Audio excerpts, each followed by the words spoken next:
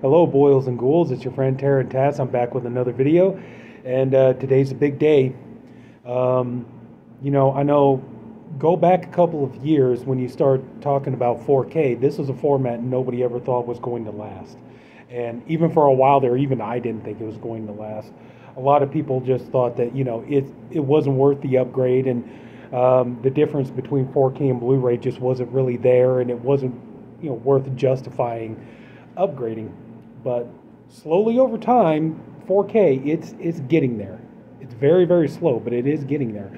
But the point I'm trying to make is, a little bit over time, some of our boutique companies have started to pick up on the 4K train, and they're starting to go with it.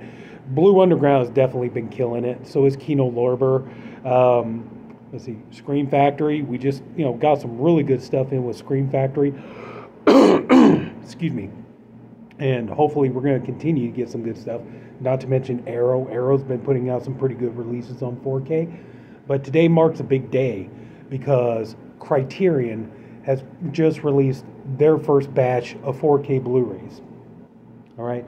Now, it seemed like for quite a while, it seemed like Criterion was going to be quite the holdout. And, finally, it seemed like just when all your other boutique companies finally got on the 4K train, even though their output is pretty slow. Kino Lorber's definitely been, they've been killing it. They've been putting out their share of 4K Blu-rays. Blue Underground, they're killing it too. Arrow, okay, they're not doing too bad, but we finally got Criterion in the mix. And today they've released their first batch of 4K Blu-rays.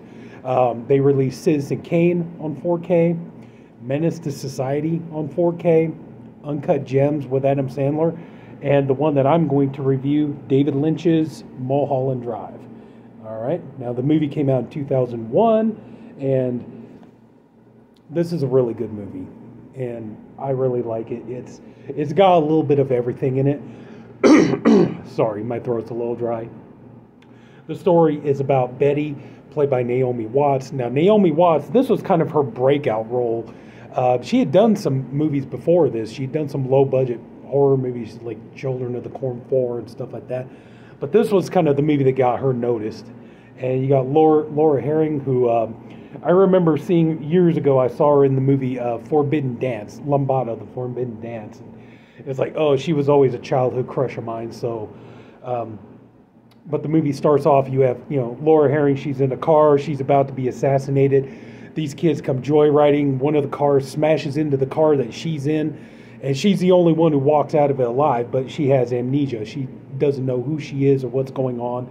And so, she stumbles down, and finds a house, and it turns out this house, Naomi Watts' character, Betty, comes in, and, she discovers, Laura Herring's character, and the two of them, it's got a little bit of everything. It's got love, jealousy, romance, revenge. It's definitely got a horror element to it. The one part that I think is really kind of creepy and unsettling is the part in the diner where the man is telling the other man about his dream, and he's, and it's kind of really creepy the way he's telling it. And then, the other man's like, okay, let's go out, because he's saying like he sees something evil behind the dumpster of the restaurant that they're in. And the man's like, okay, let's go, let's go check it out. Let's put your fears to rest. So they go out there, and, it doesn't end well. So there is some definite spooky, that scene has a very creepy, very spooky atmospheric vibe. And, but also too, the movie has some black comedy in it, like the hitman who's, he's trying to pull off a hit, and it just snowballs. It just keeps escalating. It gets worse and worse and worse. But this movie's got a little bit of everything in it, and honestly, I would say definitely check it out, especially if you're a fan of David Lynch movies. And, this is now the second David Lynch movie that we have on 4K. The first one we got was Dune, put out by Arrow, and so now I'm kind of hoping that this is something that we can start to see, especially now I'm hoping, because Criterion has, a few of David Lynch's movies. They have this one, they have Blue Velvet, they have Eraserhead. Hopefully we'll start to see some of those come to 4K in the near future. Excuse me. And but here we go. This is it. Now I do have just the standard Blu-ray, and you're going to notice, yes, they're very quite similar. I would say though that is a difference though. You could tell, like when you look at the lighting on Laura and Naomi's faces, is definitely a lot brighter, whereas this one here definitely looks a lot more faded. So there are some subtle differences that you can definitely pick up, which would distinguish.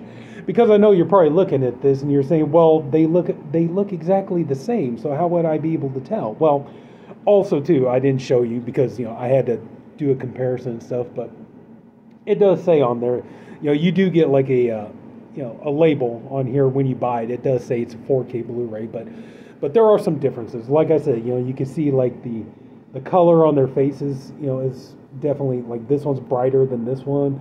Another thing definitely too is this one here, the case is a lot fatter than this one. You could tell you could tell by looking at it, this one here is pretty slim. This one here is kind of thick. So, yeah. Okay, now we're going to go ahead and we're going to get into this, the 4K release. And like I said, I'm going to show you both. And I'm going to be truthfully honest with you. The packaging is, incredibly similar. There's nothing really too much different. Like I said, the biggest thing you're going to notice is that the 4K case is a lot fatter than the standard Blu-ray, but like the 4K, it just slips out, or like the Blu-ray, it just slips out. And so the packaging is very much the same. So you have the booklet here. You got Naomi Watts there. You got Laura Herring there. And, it's just, you like the, things like this. And there you go. So, but that's also included in the Blu-ray. I'll show you that in just a minute. Now, like I said, the packaging is extremely similar. Not much difference, but you open it up. The big difference is now you have two discs. Okay, you got your, let's see, that's the 4K. There's the Blu-ray. Okay, and we're gonna take these discs out real quick and just show you. All right, and you got your inside artwork. Cements. So, oh, and then back there too, you got the cowboy. So that's what you got there. And hang on a second. Just get this put back together, I promise. So that's pretty much what you got there. Now, real quick, in terms of, well, hang on, let me just show you this real quick. But anyway, so that's what you get. That back in there. I keep showing the back, don't I? There you go. So that's it. That's what we got for the 4K. Now we look at the Blu-ray. Like I said, that's kind of one of the big differences. Is it looks a lot darker on there, but like I said, it's incredible. It's pretty much similar. So sorry, I'm trying not to waste too much of your time. And you can see, you got the same booklet. So the packaging is totally similar. But there we go. Cowboy. And then the big difference, we only got the one disc with the Blu-ray. But yeah, that's kind of it.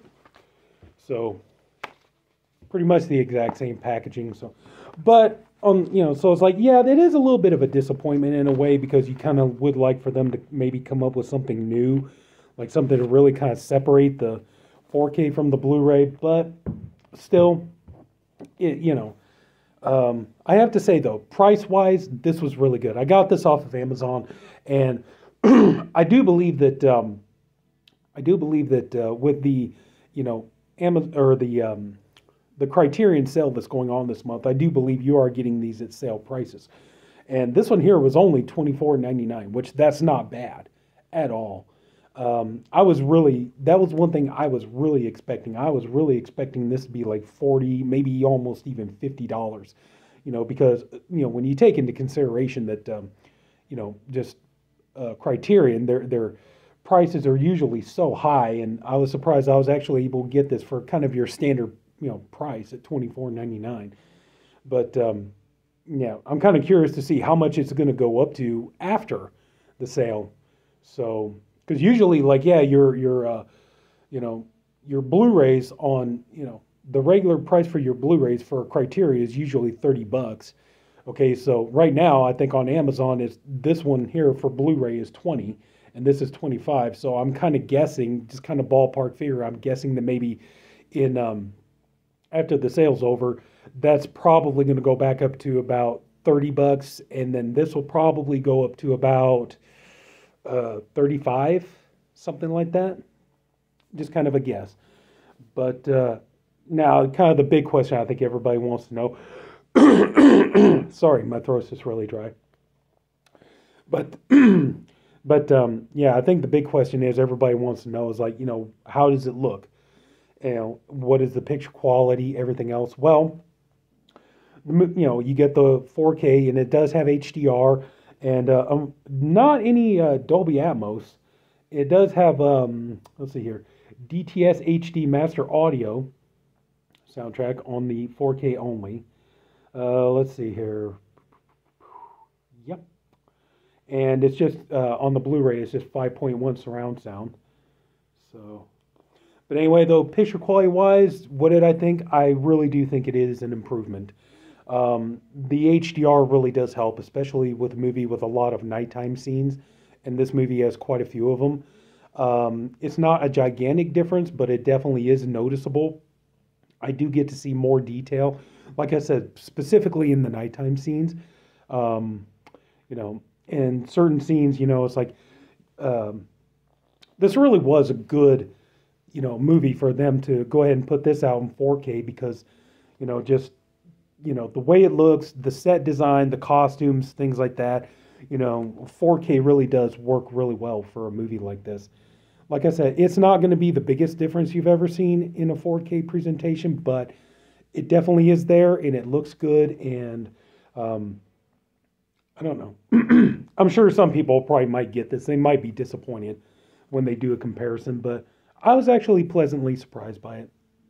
And even if I was kind of disappointed by it, it's like right now, like I said, the standard Blu-ray on Amazon is only $20, where this I only got for $24.99. So it's like, it's not, even if I was disappointed, which I'm not, it was only $5 more. So it wasn't like I had to pay a gigantic, huge absorbent rate for this. But overall, I'm really happy with it. And, I'm pretty sure, though, when I told you the 4 titles, I told you it was Menace to Society, Citizen Kane. I mean, Citizen Kane, I think everybody could kind of understand why that would get the 4K treatment because, Citizen Kane, classic movie, considered one of the greatest movies of all time, everything else. But I'm sure there were probably some people when they first heard, okay, it's going to be Citizen Kane, Uncut Gems, Mulholland Drive, and Menace to Society. These 4 getting the 4K treatment. I'm pretty sure there were people out there who think of the huge, vast library of movies that Criterion have under their library and everything, and they're probably like not really thrilled with what we got. I'm probably really, really hoping they could have gotten some better, titles and things like this, because I mean, my God, they got all kinds of stuff. You got Polanski films, you got David Cronenberg films, other David Lynch films, you got all kinds of Kurosawa films, Bergman films, everything. So they got a little bit of everything. So I'm just hoping, though, that's the only thing that scares me, though, is just I'm hoping that we're going to start seeing more 4K output from Criterion, and we can start looking forward to getting, there are a number of movies I'm already thinking about that I can't wait, and I'm really, really hoping that Criterion's going to put them out, or I don't know, they may turn around, just license out a lot of their titles for other companies to put them out. I mean, look at like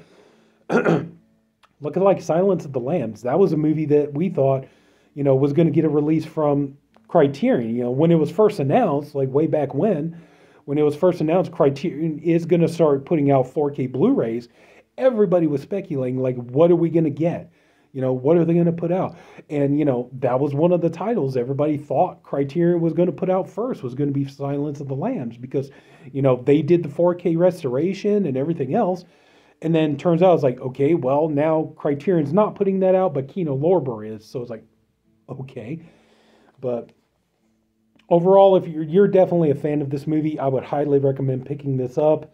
Like I said, I definitely noticed a difference. The HDR really does work well for a film like this, especially with a lot of nighttime scenes.